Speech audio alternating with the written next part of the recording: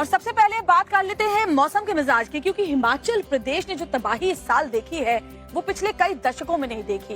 कुल्लू हो, मंडी हो, सोलन हो, शिमला हो, हर जगह तबाही का मंजर नजर आ रहा है। जी हाँ, साथ ही पहले तो बाढ़ बारिश ने कहर मचा रखा था, अब जो पहाड़ टूट करके नीचे गिर रहे हैं उसने मुसीबत और बढ़ा दी है। देखिए मौजूदा हालात क्या है कुल्लू में।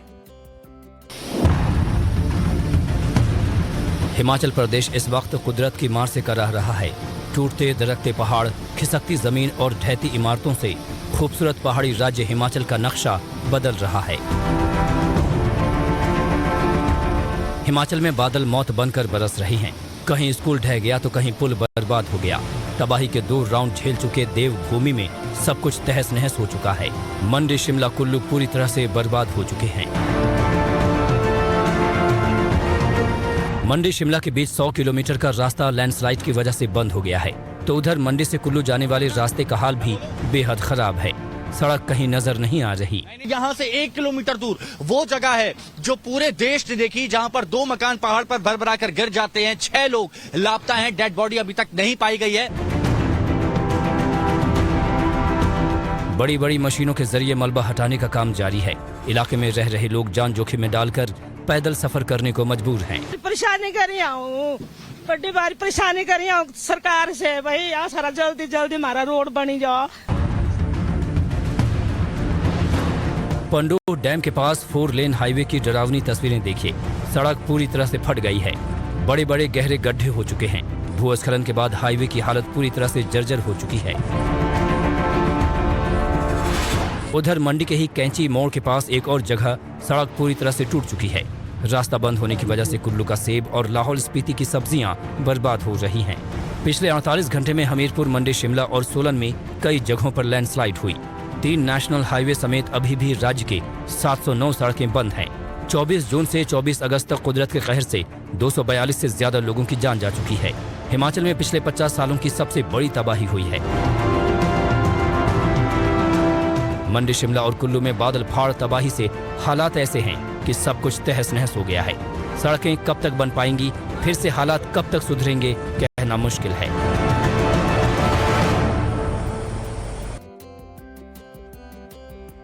तो हालात को देखते हुए यही लगता है कि पूरा पहाड़ खंडर में तब्दील हो चुका है। कई ऐसी जगह हैं जहां पर तो सड़कों का नामो निशान तक नहीं बचा है। इस कदर तबाही मच रही है पहाड़ों पर। इसका सीधा सीधा मतलब ये है कि जिंदगी को वापस पटरी पर लौटने के लिए अभी काफी वक्त इंतजार करना पड़ेगा। हिमाचल के कुल्लू, मंडी में ही नहीं बल्कि राज्य के अन्य हिस्सों में भी नॉनस्टॉप तबाही जारी है। प्रदेश के दूसरे जिलों से सामने आ रही तस्वीरें भी डराने वाली हैं। बद्दी टोल बैरियर ब्रिज की तस्वीरें देखिए। भारी बारिश की वजह से ब्रिज पूरी तरह से टूट गया है। गनीमत रही कि हादसे में कोई हताहत नहीं हुआ। परमाणु के सीताराम खेड़ा से कालका को जोड़ने वाला रास्ता भी ध्वस्त हो गया है। सड़क जगह जगह धंस गई है, दरारें आ गई हैं, जिससे स्थानीय लोगों को खासा मुश्किलों का सामना करना पड़ रहा है। हिमाचल के बिलासपुर जिले के ग्रामीण इलाकों में कई मकान ताश के पत्तों की तरह ढह गए। घर गिरने का लाइव वीडियो भी सामने आया है। तस्वीरें देखिए, स्लेटनुमा मकान देखते ही देखते ढह गया। शिमला के सांगटी इलाके का हाल भी देखिए।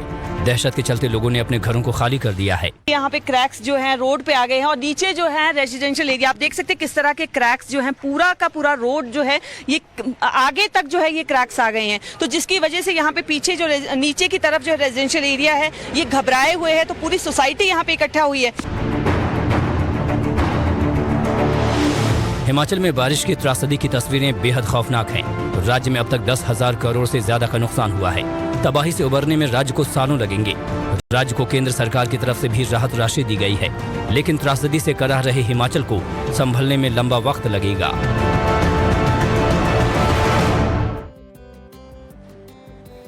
तो पहाड़ से लेकर मैदान तक तबाही का मंजर पसरा हुआ है। मैदानी इलाकों में भी हालात ऐसे हैं कि नदी नाले उफान पर है और कई इलाके जलमग्न हैं। और बात बिहार की करें तो बिहार के कई ऐसे जिले हैं जो कि पूरी तरह से जलमग्न हो चुके हैं। हालात बेहद खराब नजर आ रहे हैं। देखिए रिपोर्ट। सिर्फ पहाड़ी राज्यों में ही नहीं बल्कि देश के मैदानी इलाकों में भी बाढ़ बारिश का कहर देखने को मिल रहा है। मूसलाधार बारिश कई राज्यों के लिए मुसीबत बन गई है। बिहार में भी आफत बरस रही है। कई जिलों में बारिश और बाढ़ ने लोगों की परेशानियां बढ़ा दी हैं। बिहार की राजधानी पटना से सामने आई तस्वीरें देखिए। मेयर का इलाका ही पानी पानी हो गया है। सड़क पर 2 फीट से ज्यादा पानी भरा है। रिक्शा, साइकिल और बाइक और सब्जी के ठेले सब डूबे नजर आ रहे हैं। नेपाल के पहाड़ों पर जारी बारिश की वजह से कोसी नदी उफान पर है। सुपौल में कोसी का पानी तबाही मचा रहा है। तस्वीरें देखिए। सुपौल के किशनपुर प्रखंड में 50 से ज्यादा घर नदी में समा चुके हैं। नदी का कटान ग्रामीण इलाकों के लिए मुसीबत बना हुआ है। कोसी तटबंध के अंदर मौजहा में बना पुल पीड़ित परिवारों के लिए आसरा बना हुआ है। लोग पुल पर ही गुजर बसर के लिए मजबूर हैं। पदाधिकारी अभी तक नहीं पहुंचे हैं। बच्चे हो, बुजुर्ग हो, सब त्राहिमाम कर रहे हैं। कितना मवेशी सबका भास गया, घर द्वार सबका किसी विलुप्त हो गए कोसी नदी में। मौसम विभाग ने 30 अगस्त तक बिहार और पश्चिम बंगाल में भारी बारिश का येलो अलर्ट जारी किया है।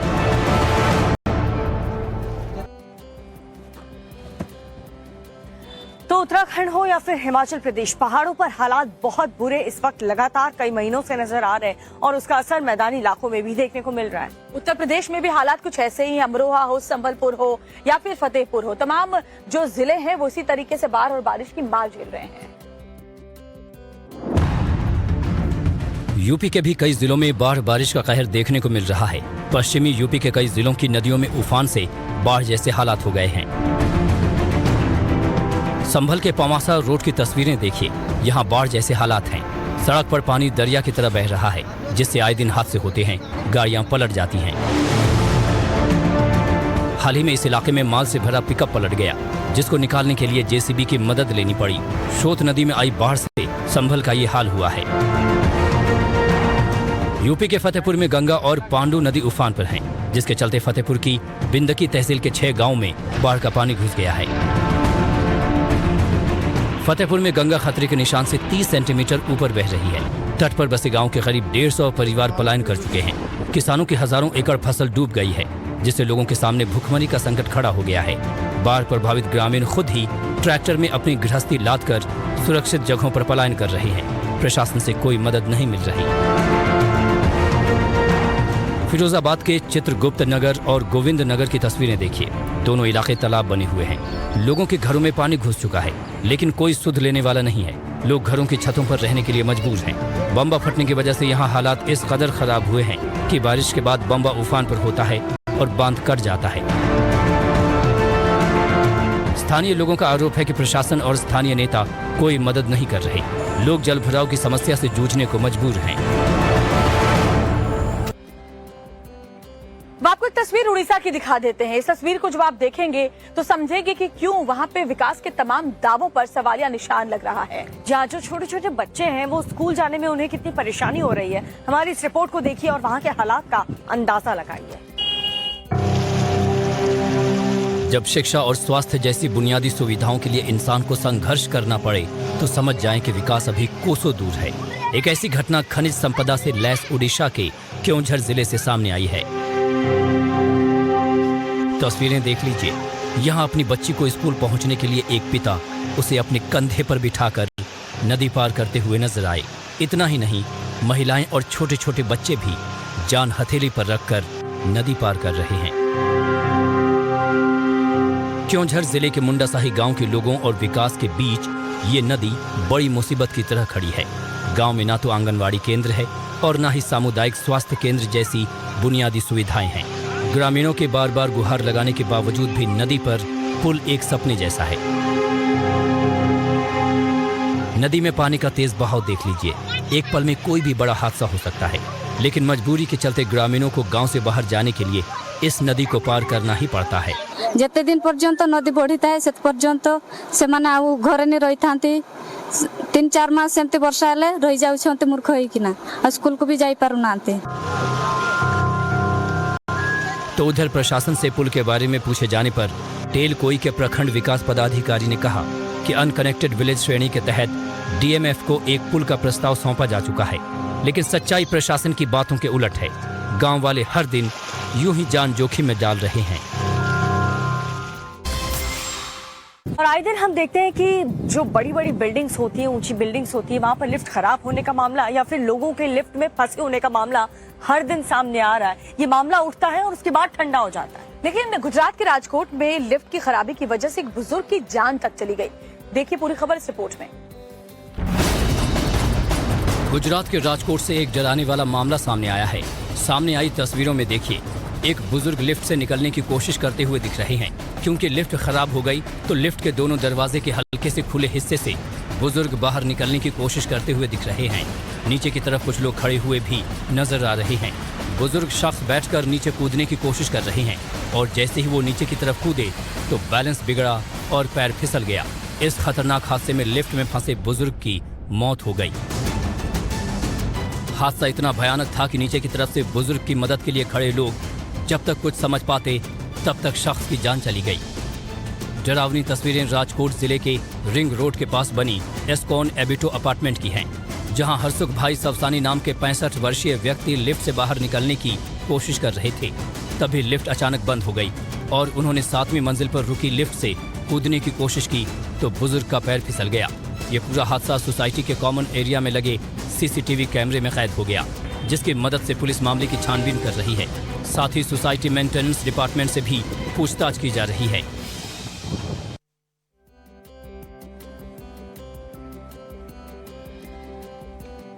और अगली खबर भी गुजरात से ही है, क्योंकि गुजरात के नवसारी से एक दिल दहला देने वाली तस्वीर सामने आई है। जी हाँ, यहाँ पर बेकाबू रफ्तार ने कैसे कहर मचाया, आप भी देखिए। हाईवे पर सब कुछ सामान्य लग रहा है, ट्रैफिक भी कम है। एक दो गाड़ियां ही चलती हुई नजर आ रही हैं। ट्रक धीमी रफ्तार से चलता हुआ नजर आ रहा है, लेकिन अगले ही पल जो हुआ उसने सबके रोंगटे खड़े कर दिए। तस्वीरें गुजरात के नवसारी से सामने आई हैं। अचानक एक स्विफ्ट डिजायर कार तेज रफ्तार में आगे आती हुई नजर आती है। कार की रफ्तार इतनी ज्यादा है कि कार ड्राइवर के आउट ऑफ कंट्रोल है। कार तेजी से आगे बढ़ती जाती है और फिर कार अचानक वीडियो में दिख रहे ढाबे में जा घुसती है। हादसा इतना भयानक था कि जब तक कोई कुछ समझ पाता, कार ढाबे में काफी नुकसान कर चुकी थी। इस हादसे का एक लाइव वीडियो सामने आया है। अपनी टीवी स्क्रीन पर एक बार फिर से इन तस्वीरों को देखिए कि कैसे पल भर में सामान्य रूप से चल रहे ट्रैफिक के बीच बड़ा हादसा होने से टल गया। गनीमत ये रही कि जिस वक्त कार ढाबे में घुसी उस वक्त वहां कोई मौजूद नहीं था, वरना इन तस्वीरों से आप हादसे में जान के नुकसान का अंदाजा लगा ही सकते हैं। फिलहाल सीसीटीवी के आधार और कार के नंबर से नवसारी पुलिस ड्राइवर को ढूंढ रही है।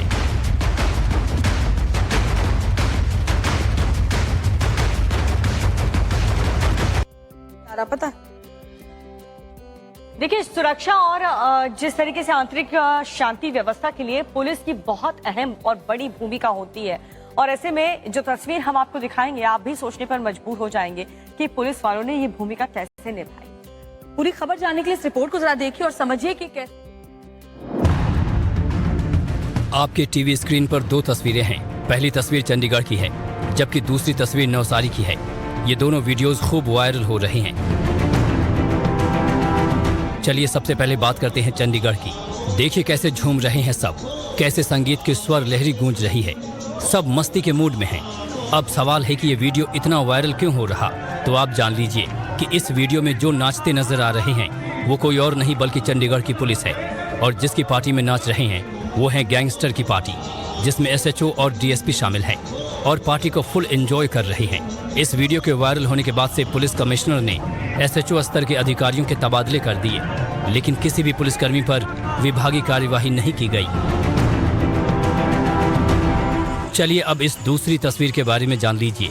ये तस्वीरें गुजरात के नवसारी की हैं, जहां एक मंदिर में आयोजित कार्यक्रम में देखिए कैसे पैसे लुटाए जा रहे हैं, और जिन पर लुटाए जा रहे हैं वो हैं वर्दीधारी। जी हाँ, पुलिस की वर्दी में सब इंस्पेक्टर स्टेज पर चढ़ जाते हैं और उन पर पैसे लुटाए जाते हैं। फिर वो खुद भी पैसे लुटाता नजर आ रहा है। इस कार्यक्रम में लाखों रुपए लुटाए गए। ये वीडियो भी बड़ी तेजी से वायरल हो रहा है। एक स्कूल सवालों के घेरे में है, और ये जो बवाल वहां पर पूरा हुआ उसके बाद एबीवीपी के जो छात्र नेता थे वो स्कूल पहुंचे और जमकर हंगामा किया। पूरी खबर क्या थी इस रिपोर्ट में देखिए आप। बोलो भारत माता की। तो मेरे मित्रों, मेरे दोस्तों, ये निर्भर अब आप पे करता है कि यदि कोई भी समस्या, कोई भी विषय आपको आता है और यदि आपको सदस्यता से मना करते हैं तो आपको हमें सूचना प्रदान करनी है। उज्जैन के मिशन कार्मल स्कूल में बवाल मचा हुआ है। छात्र को परेशान करने का मामला तूल पकड़ता जा रहा है। एबीवीपी के छात्र स्कूल परिसर में हनुमान चालीसा का पाठ कर रहे हैं। आरोप है कि बोर्ड पर जय श्री राम लिखे होने की वजह से एक छात्र को डांट पड़ी और दोबारा ऐसी गलती करने पर सख्त एक्शन की चेतावनी दी गई। मामले ने तूल पकड़ा तो एबीवीपी के छात्र नेता स्कूल पहुंच गए और हनुमान चालीसा का पाठ शुरू कर दिया। बाकायदा छात्रों को एबीवीपी के छात्र नेताओं ने मोबाइल नंबर दिया और भविष्य में कोई भी दिक्कत आने पर मदद का भरोसा दिया गया।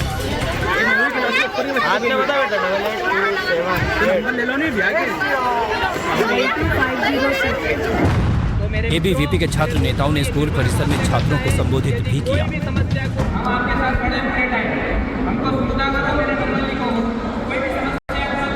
हालांकि पुलिस का इस मामले पर कुछ और ही कहना है। जो एबीवीपी के छात्र थे वो अपना सदस्यता अभियान के लिए गए थे, मैनेजमेंट के साथ में वहाँ पे उनकी बातचीत हुई, पुलिस बल भी मौके पे मौजूद था और शांतिपूर्वक उनका कार्यक्रम।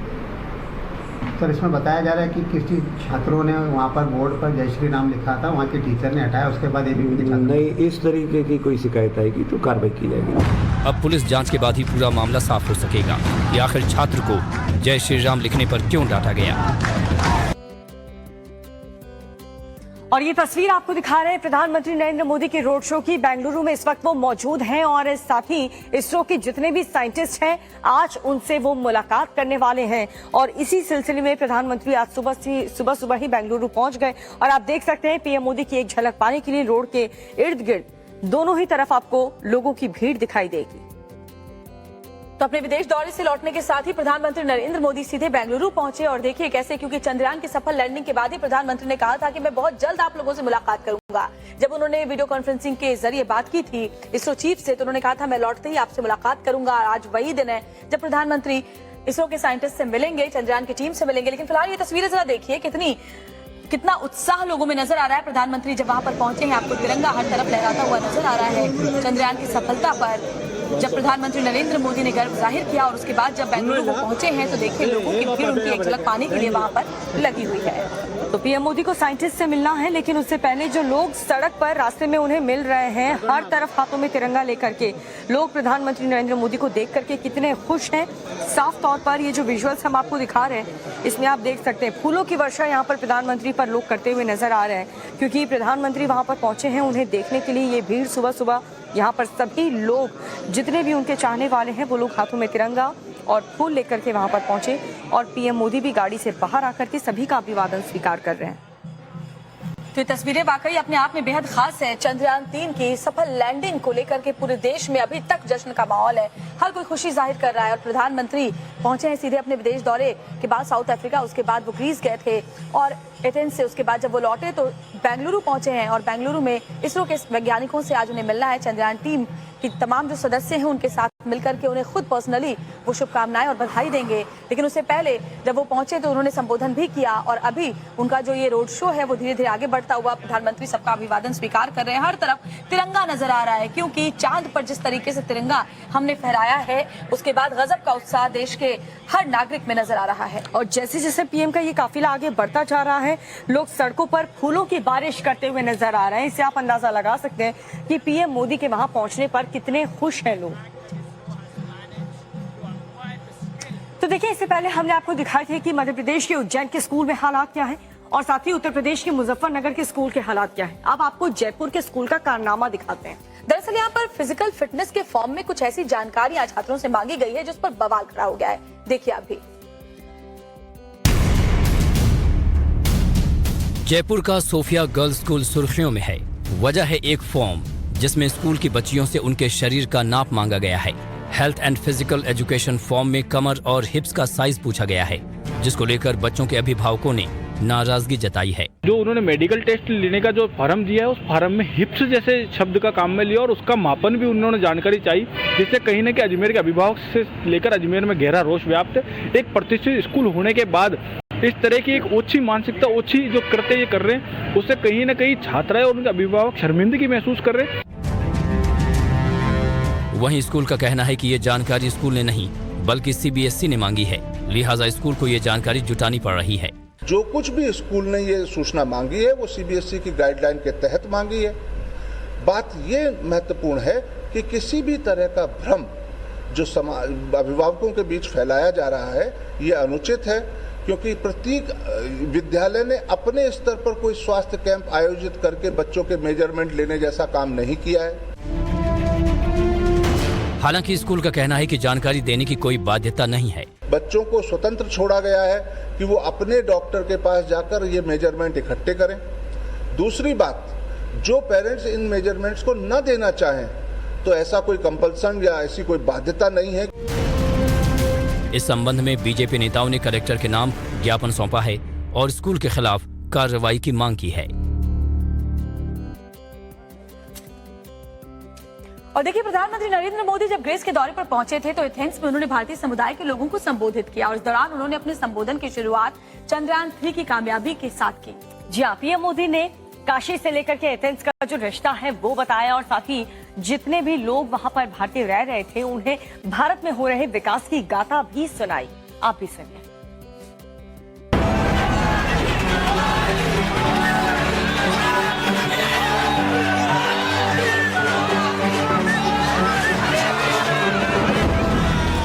वाह, क्या नजारा है। ये तस्वीरें ग्रीस की हैं, जहां एथेंस में पीएम मोदी का देखिए कितना जोरदार स्वागत हुआ। देखिए कैसे ढोल नगाड़ों की थाप और वंदे मातरम के नारों से पूरा माहौल गूंज उठा। प्रधानमंत्री मोदी का एथेंस में प्रवासी भारतीयों ने जोरदार स्वागत किया। वहां रह रहे भारतीय समुदाय के लोग खासे उत्साह में नजर आए। तिरंगा थामे वहां खड़े कई लोगों ने पीएम मोदी के साथ सेल्फी ली, उनसे ऑटोग्राफ लिए और उनसे हाथ भी मिलाया। पीएम मोदी के होटल में पहुंचने के साथ ही लोगों ने भारत माता की जय और मोदी मोदी के नारे लगाए। तो वहीं पीएम मोदी ने भी देखिए कैसे एथेंस में रह रहे अपने लोगों का दिल जीत लिया। जब जश्न का माहौल होता है, उत्सव का माहौल होता है, तो मन करता है कि जल्दी से जल्दी अपने परिवार के लोगों के बीच पहुंच जाए। मैं भी अपने परिवारजनों के बीच आ गया हूं। इसके बाद पीएम मोदी ने चंद्रयान 3 की सफलता की बात की और उससे भी सभी भारतीय मूल के लोगों को जोड़ लिया। चंद्रमा पर तिरंगा लहराकर पूरे विश्व को भारत के सामर्थ्य का परिचय कराया है। पीएम मोदी ने इस कार्यक्रम में एथेंस को काशी और वडनगर से जोड़ा।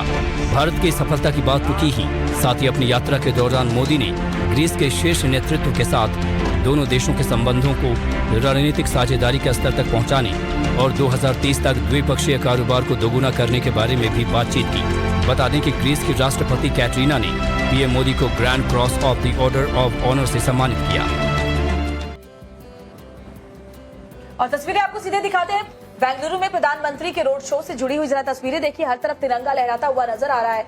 प्रधानमंत्री इसरो के वैज्ञानिकों से मिलने के लिए पहुंचे हैं बेंगलुरु और अब आज उनकी मुलाकात भी चंद्रयान 3 की जो टीम है वैज्ञानिकों की उनके साथ होने वाली है। लेकिन उससे पहले जो ये रोड शो की तस्वीरें हैं वो बताती हैं कि कितना उत्साह बेंगलुरु में लोगों के बीच प्रधानमंत्री की एक झलक पाने के लिए है।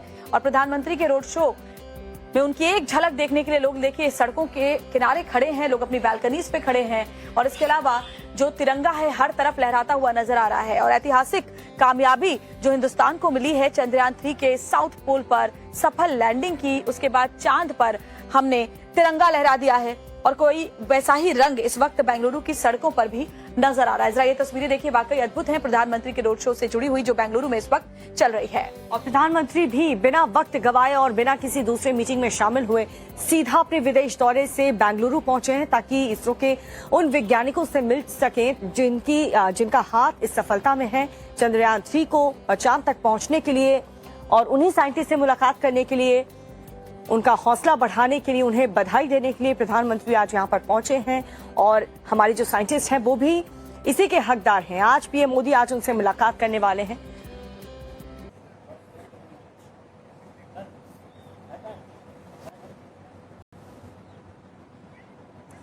तो इसरो कमांड सेंटर पहुंच चुके हैं प्रधानमंत्री नरेंद्र मोदी।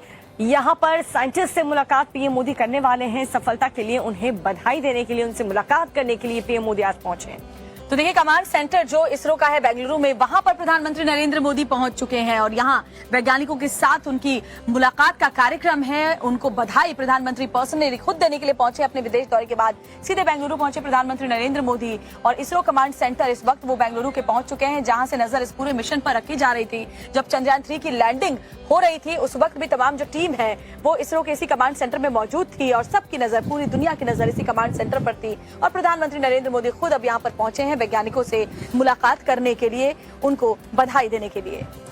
तो ये पूरा रोड शो कंप्लीट करने के बाद अब पीएम मोदी पहुंच चुके हैं इसरो कमांड सेंटर, जहां पर कुछ ही देर में वैज्ञानिकों से मुलाकात भी पीएम मोदी शुरू करेंगे और उसकी तस्वीर भी टाइम्स नाउ भारत आप तक दिखाएगा। इससे पहले रोड शो प्रधानमंत्री का भव्य हुआ, उसमें कितने लोग वहां पर पहुंचे पीएम मोदी की एक झलक पाने के लिए, और अब पीएम मोदी साइंटिस्ट से मुलाकात करने के लिए पहुंचे।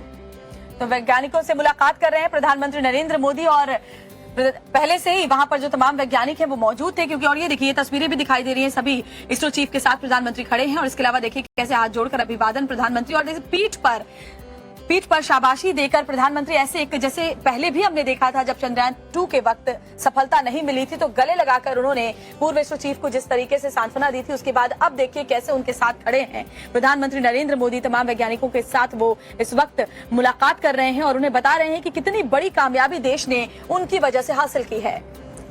तो खुशी का ठिकाना नहीं है, पूरे देश का और साथ ही विदेश में भी हर तरफ तारीफ और सराहना हो रही है। जिस तरीके से भारत पहला देश बना साउथ पोल में, चांद के साउथ पोल में पहुंचने वाला, और इसीलिए प्रधानमंत्री नरेंद्र मोदी के चेहरे में भी आप देख सकते हैं साफ तौर पर ये खुशी। विदेश दौरे से लौटकर तुरंत बैंगलोर पहुंचे और यहाँ पर साइंटिस्ट से मुलाकात कर रहे हैं।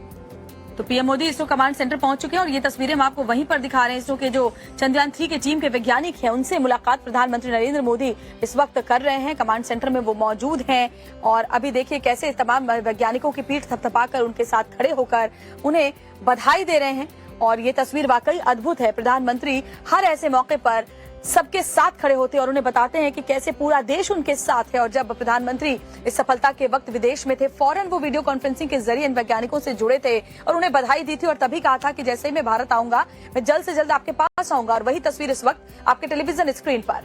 जो बात पीएम मोदी ने कही थी वो निभाई भी और यहाँ पर बेंगलुरु प्रधानमंत्री सुबह सुबह ही पहुंच गए। उन्होंने कई तरीके की बातें भी कही, इससे पहले संबोधन किया, उसके बाद रोड शो, और अब वो कमांड सेंटर पहुंच चुके हैं जहां पर इसरो के साइंटिस्ट से मुलाकात करते हुए पीएम मोदी की ये तस्वीर टाइम्स नाउ भारत पर आप देख रहे हैं। और ये तस्वीर वाकई बेहद अद्भुत है। या सफलता हो या असफलता, प्रधानमंत्री हमेशा अपने वैज्ञानिकों के साथ खड़े रहते हैं। पिछली बार चंद्रयान 2 के वक्त वो वहां खुद मौजूद थे कमांड सेंटर में और कमांड सेंटर में जब सॉफ्ट लैंडिंग नहीं हो पाई थी तो उन्होंने गले लगाकर जो पूर्व इसरो चीफ थे केसवन, उनको सांत्वना दी थी, उनके साथ खड़े थे और उन्हें बताया था कि बहुत जल्द ये मंजिल हम हासिल कर लेंगे और वही हुआ ही। और एक बार फिर से जब चंद्रयान 3 ने सफल लैंडिंग की है चांद के साउथ पोल पर तो प्रधानमंत्री खुद वहां पर पर्सनली पहुंचे हैं। वीडियो कॉन्फ्रेंसिंग के जरिए उन्होंने उसी वक्त बधाई दी थी, लेकिन इंडिया पहुंचते ही वो बेंगलुरु पहुंचे, रोड शो किया और अब सीधे कमांड सेंटर में वो इस वक्त मौजूद हैं। जब वैज्ञानिकों से मिल रहे हैं, उन्हें बधाई दे रहे हैं और उनको बता रहे हैं कि कैसे आज देश का हर नागरिक खुश है इतनी बड़ी उपलब्धि को लेकर और कितना गौरवान्वित इन वैज्ञानिकों ने हम सबको किया। और देखिए उन्हें समझाया भी जा रहा है उस मॉडल के जरिए, जो एक मॉडल है और जितना समझ में आ रहा है ये लैंडर और रोवर उसका मॉडल है, जिसे अब समझा रहे हैं इसरो चीफ प्रधानमंत्री को कि कैसे ये चांद पर अब आगे जो शोध है उसके लिए मदद करेगा।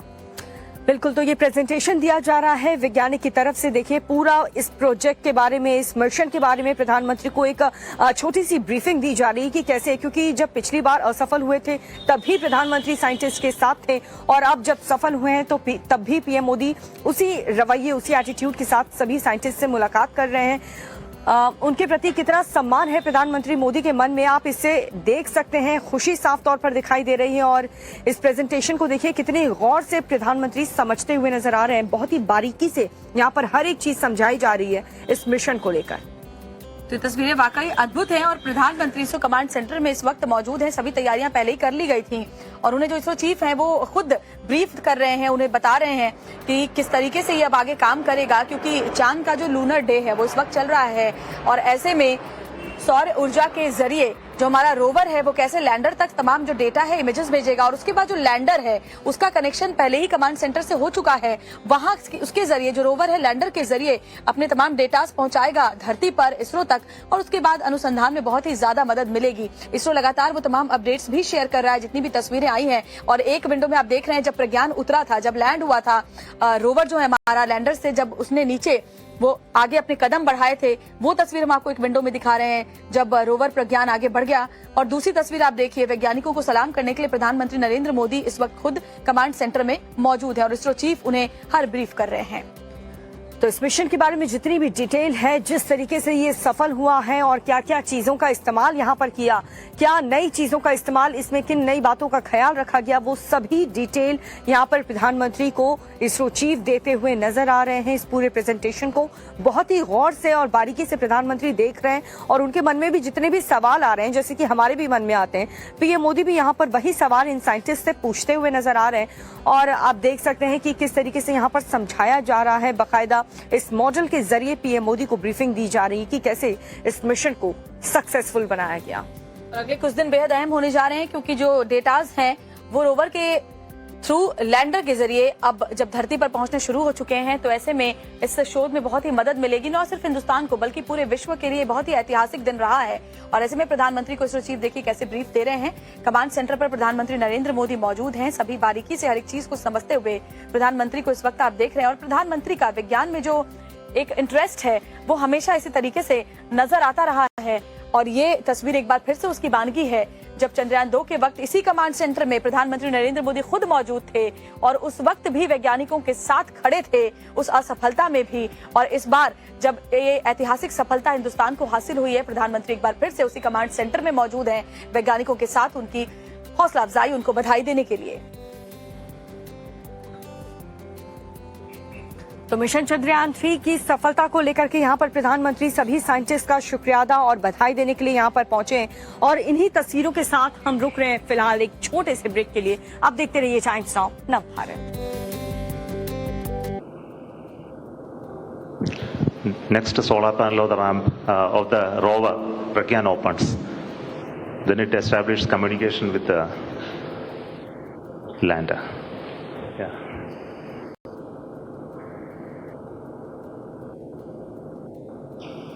Then it slowly comes out. Now the rover has already moved 12 meters. So we'll see the onboard camera visuals. So this is a camera mounted on the side just before the ramp deployment. So what you're seeing is the deployment of the ramp with the rover mounted on that. The solar panel of the rover is deployed already and it is getting released and moving towards moon cell.